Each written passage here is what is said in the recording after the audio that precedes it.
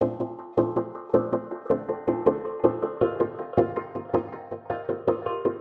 que voy a empezar por decir que los 2 primeros años de haber egresado a la universidad fueron de los peores de mi vida. No tenía ni idea de qué hacer. Recuerdo que mi mamá me llamó a su cuarto y me dijo: bueno, hijo, hemos cumplido con tus estudios, a partir de mañana no hay propinas, no hay nada, así que tienes que empezar a trabajar. Y yo me volteé y pensé, recuerdo claramente, ¿trabajar de qué? Bueno, yo estudié arte aquí en la Católica. No tenía ni idea de por dónde empezar, no tenía ni idea de qué hacer. Lo único que se me ocurría es que tenía que agrupar las fotos de los trabajos que había hecho, armar un portafolio y tratar de presentarlo a alguna galería de Lima. Aquí en Lima hay 3 o 4, con la cantidad de artistas que salen cada año, el panorama era un poco complicado. Así que tenía que hacer algo y me puse a trabajar con mi papá y con mi hermano. Mi hermano había terminado el mismo año que yo, es arquitecto. Y empecé el negocio a trabajar con ellos. Fue muy complicado, fue muy frustrante, muy difícil levantarme en las mañanas. No lo quería hacer, me sentía muy raro habiendo estudiado 6 años una carrera y no ejerciendo, pero ni un poquito. Y eso me llevaba a muchas peleas familiares y frustraciones personales. Pero un día llegó una oportunidad de una exposición. Salí elegido junto con 3 amigos más para exponer en la galería del Centro Cultural Peruano Británico. Y nos empezamos a juntar para ver qué cosa íbamos a hacer. Y después de muchas reuniones, sin tener idea de qué es lo que íbamos a exponer, el curador de la exposición nos dijo: bueno, chicos, ya tenemos la exposición. Nosotros nos miramos desconcertados, no teníamos ni idea de qué iba a ser, y él dijo: la exposición se va a tratar de esto que venimos hablando todas las noches que nos reunimos, de lo difícil que son sus vidas ahora, de esta incertidumbre de no saber qué hacer. Y es así como nació esta exposición que se llamó El precio de ser artista. 253.845.68 es la cantidad de dinero que gastaron nuestros padres en nuestra educación. Y la exposición realmente me cambió la vida y me dio un comienzo importante en mi vida. Porque, no se ve nada. Porque la exposición, nosotros tomamos una fotografía, que es la que casi no se ve a la izquierda de ustedes, de toda una promoción de la Facultad de Artes de más o menos el año 94. Eran más o menos 300 personas desde primer año hasta 6º año. Y le preguntamos a los alumnos de primer año a quiénes de ellos reconocían como artistas. Para ayudarlos le dimos los nombres y la respuesta fue bastante reveladora. Solamente 10 personas de esas 300, de esas 300 artistas ya egresados hace más de 10 años, ellos reconocían como artistas. 8 de ellos eran sus profesores. Eso fue un poco complicado para el panorama mío, como comprenderán, de ese momento, de las expectativas que tenía que hacer. Peor aún es que logramos entrevistar a más del 80% de esas 300 personas y les hicimos 3 preguntas concretas. La primera es si es que vivían del arte, de lo que habían estudiado, si es que volverían a estudiar esa carrera o si es que harían otra cosa distinta. Y qué estaban haciendo en ese momento.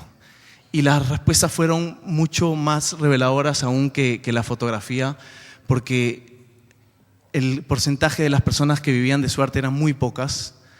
El porcentaje de las personas que estaban haciendo otra cosa era muy alto. Y de las que estudiarían arte de nuevo, igual. Era un panorama muy complicado que me hizo a mí entender un poco de qué se trataba finalmente la carrera. La otra parte de la exposición trataba de enfrentarnos nosotros mismos, cómo nos sentíamos, pero sobre todo cómo nos sentíamos frente a nuestros hermanos que habían optado por una carrera distinta a la de nosotros. En mi caso era un arquitecto, En el caso de Jaime Aranda era una psicóloga y en el caso de Fernando Gutiérrez Huanchaco era un economista.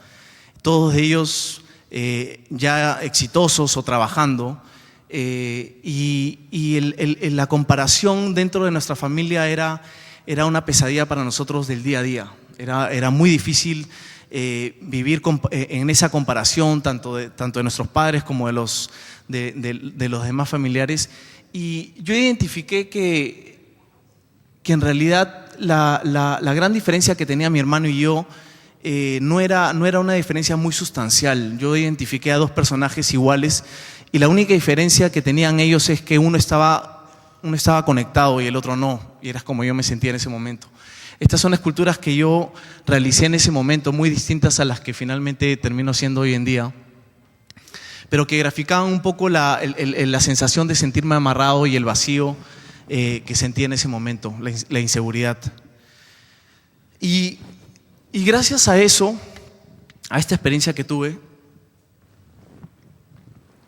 sin querer, con este estudio de mercado de pronto, de poder entender a 300 personas que habían estudiado lo mismo que yo, pude un poco ir hilando las experiencias o las cosas que iban haciendo algunos de ellos y de las que me gustaban, y pude ir trazando un camino que yo quería seguir.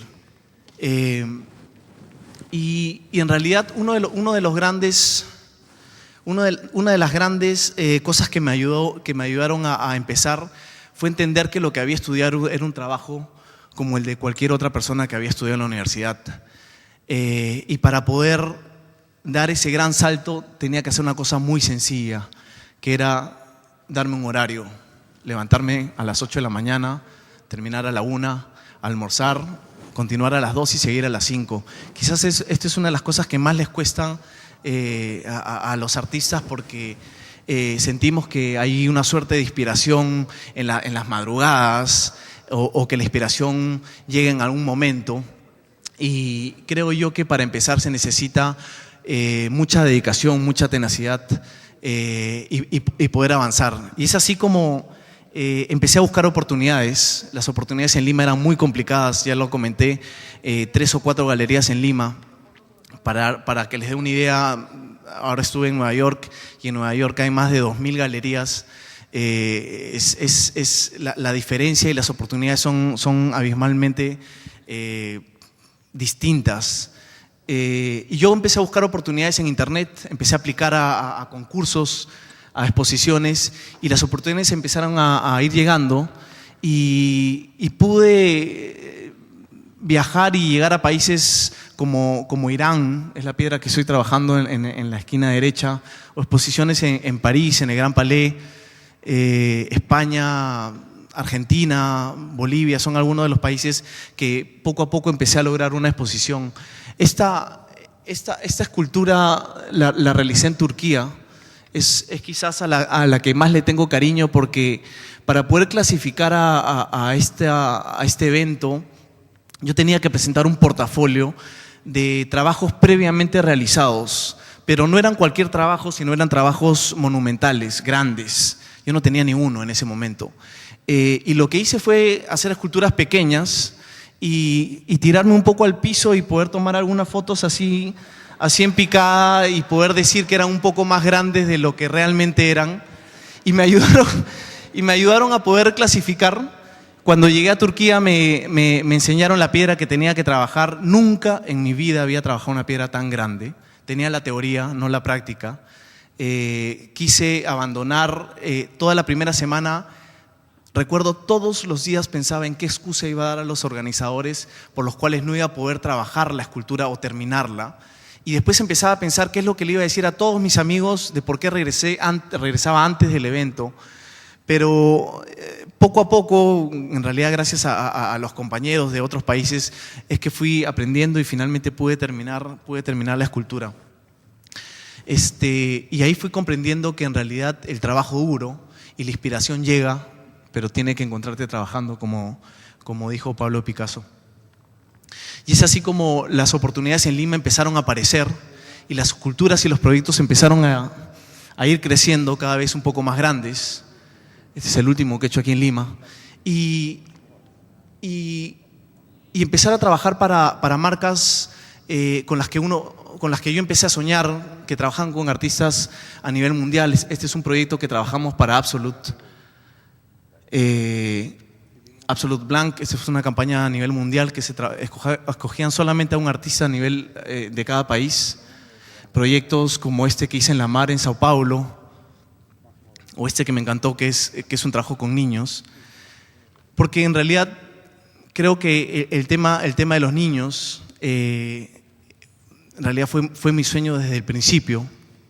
Y es por eso que en el 29 de septiembre del 2012 pude cumplir quizás el mayor de mis sueños.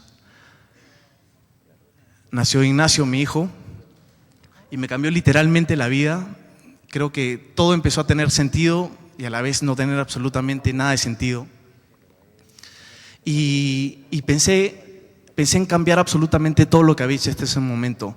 Lo único que me interesaba en ese momento era hacer cuentos para niños, hacer juguetes, hacer cosas para que él pueda disfrutar. Pero la vida a veces te lleva por caminos que uno no planea. Y es así como solamente 3 meses después recibí una llamada, de mi hermano el 23 de diciembre a las 11:30 de la noche. Y me dijo, el taller se está quemando. Yo salí volando y llegué a los 5 minutos al taller y las llamas literalmente tocaban el cielo. Absolutamente todo se estaba quemando. A la mañana siguiente lo que encontramos fue en realidad devastador.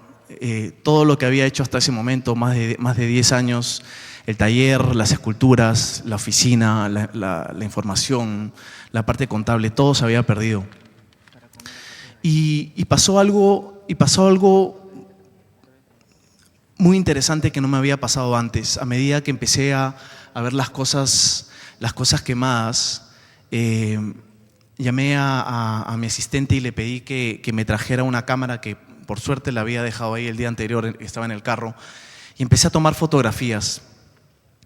Y automáticamente empecé a ver algo impresionante, algo que quería contar. Empecé a ver una oportunidad. Es algo muy curioso, pero empecé a tomar fotografías y me empecé a emocionar. Y en uno de esos momentos paré, levanté la cabeza. Recuerdo haber visto a mi mamá llorando, mi papá con una cara de desconcierto, mi hermano llorando también. Y vi estaban absolutamente todos mis trabajadores tratando de rescatar algo. La verdad es que no había nada. Y me dio vergüenza sentir lo que estaba sintiendo. Me dio vergüenza haber tenido esta sensación de emoción.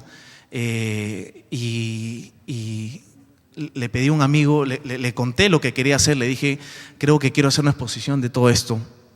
Por favor, toma las fotografías, le indiqué un poco cómo es que quería tomar las fotografías.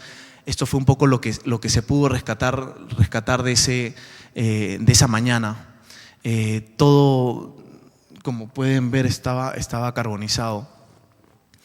Y indiqué a las personas que trabajaban conmigo que guardaran absolutamente todo. Me miraron con una cara de desconcierto total porque pensaban que lo lógico era llevar todo esto hacia la basura, que también era lo que estábamos haciendo.